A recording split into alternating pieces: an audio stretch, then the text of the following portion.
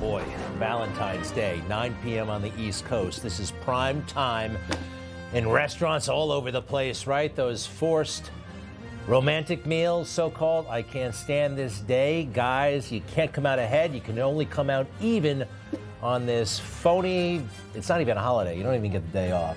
What I think of these days, and by the way, this is not a red tie. This is orange and maroon. Has nothing to do. It's not in honor of Valentine's Day. Who remembers when Joe Biden set up the Garden of Love in front of the White House? Remember that nonsense? Oh, gosh. It was all to create a contrast between him and Donald Trump, right? He's Mr. Empathy and Love, and Donald Trump was the meanest guy in the world. What a dark nightmare that was. And it's over. The White House did acknowledge Valentine's Day today in a rather unique way. Happy Valentine's Day with a card from Donald Trump and Tom Homan. What does that say exactly? Roses are red, violets are blue, come here illegally and we'll deport you.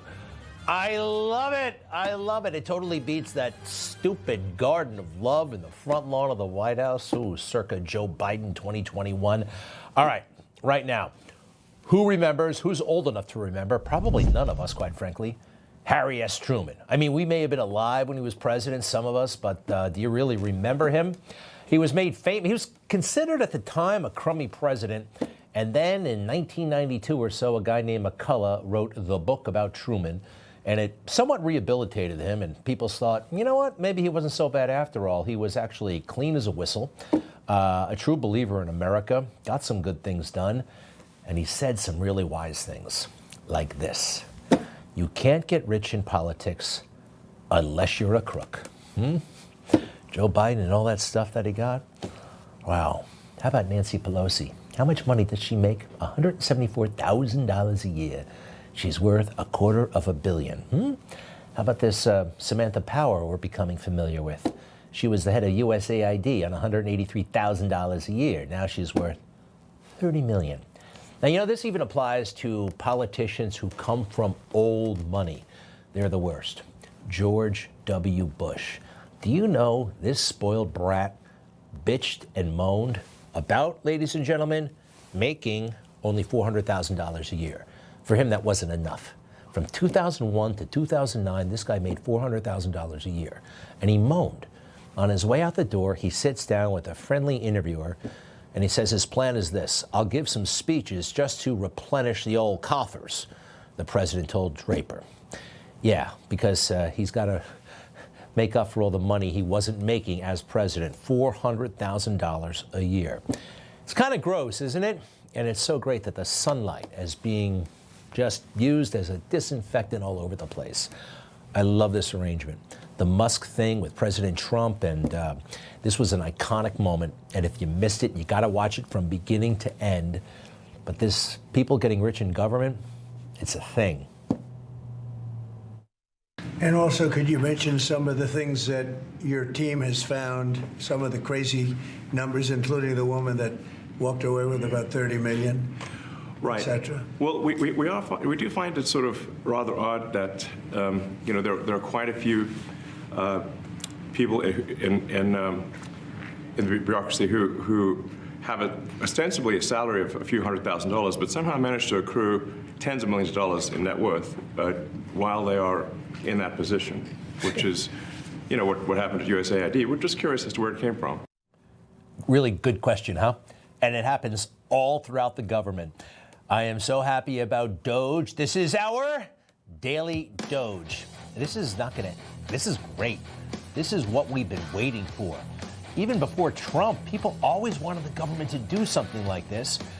And you see how Musk fashions himself? He is a guy from tech support.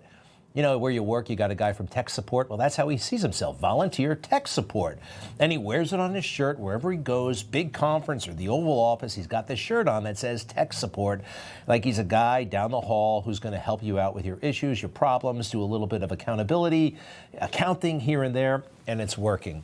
And it's contagious. Other people from throughout the government, Lee Zeldin, the new EPA chief, this guy found $20 billion being misspent. $20 billion. That's not a lot of money. There are people who will say that's not a lot of money.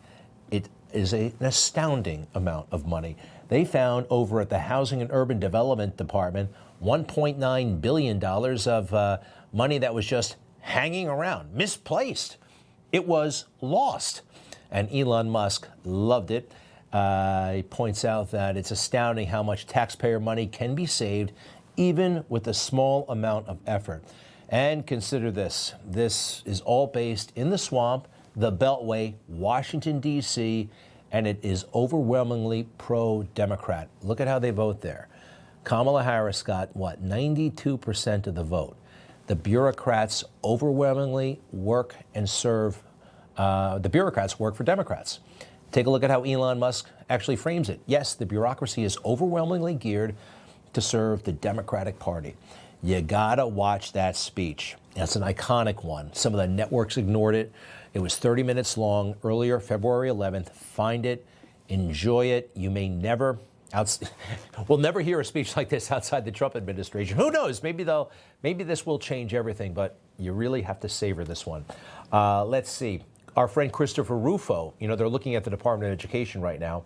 USAID money, $8 million went to this nonprofit to fund anti-white racism, which comes, as it often does, from liberal white people.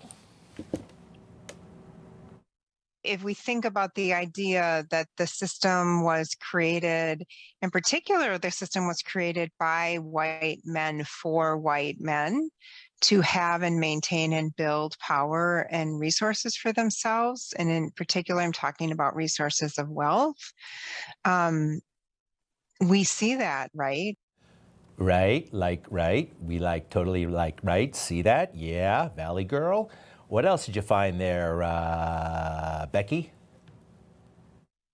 And then what we're seeing, in the country with people not only defending their whiteness, but really violently fighting for the maintenance of white supremacy. Remember, whiteness, you're supposed to be ashamed of it. It's white privilege. You got to put it down. You got to apologize. No, we don't. Not anymore. That is such vile nonsense. And Elon again points out that crazy video, so many situations like this, USAID, government money going to fund that crazy anti-democratic, anti-American propaganda designed to rot this country from within. And this is contagious, folks. This is catching like wildfire. Corporate America, they're fired up. I mean, even educators, some of them are like, you know what? Maybe we can push back in a good way against the woke ideology. You ever hear of Congressman Mark Green, Tennessee, I believe? Neither have I, but he's great. I saw firsthand their willful refusal to protect this country. Under the guise of foreign aid, USAID has been an unapologetic front for a far-left agenda. It has become self-evident there weren't a handful of foolish policies, but rather a coordinated strategy of radical, idiotic, and often anti-American priorities. Idiotic, you say? Millions to teach Moroccans how to make pottery? The Moroccans were making pottery before we were a country. This entire debate today and the crocodile tears from Democrats just goes to show what's wrong with this town. Not a single Democrat I've heard has expressed dismay at the many examples of crazy, wasteful spending. I don't understand the objection to a deep dive in how we spend our money, but perhaps it's the fact that over the last several weeks, a massive surge has occurred in the search for a criminal defense attorney. That probably says it all. 5 times in this city, any other city in the nation. That's interesting. They can actually track that, who's Googling what. And they're lawyering up in Washington, D.C.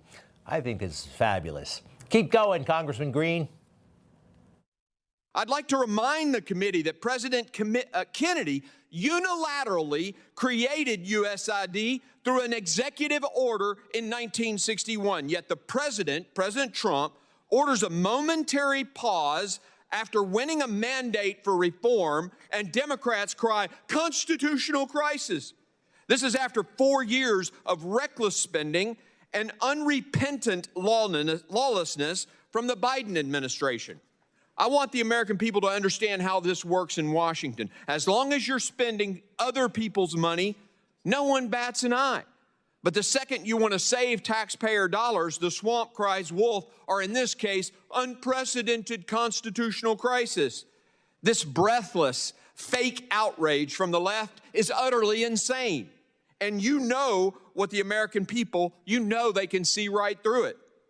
The generosity of Americans and the blessing of giving aid to others has always been one of our most valuable tools for diplomacy. The American people have a proud history of championing aid to our fellow man, but lawless bureaucrats have poisoned that goodwill. You see how I played the sound bites a little bit longer, right? The average soundbite is 4 seconds long.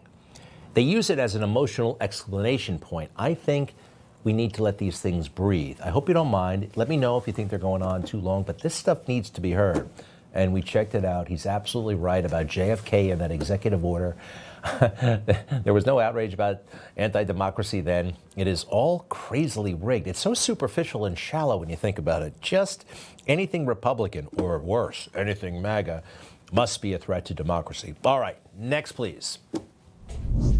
This is another speech you got to watch, folks. J.D. Vance, what a gift. What an act of brilliance and kind of generosity in a way for Donald Trump to pick this man for all of us. He's terrific. And he went over there to the Munich conference in Europe.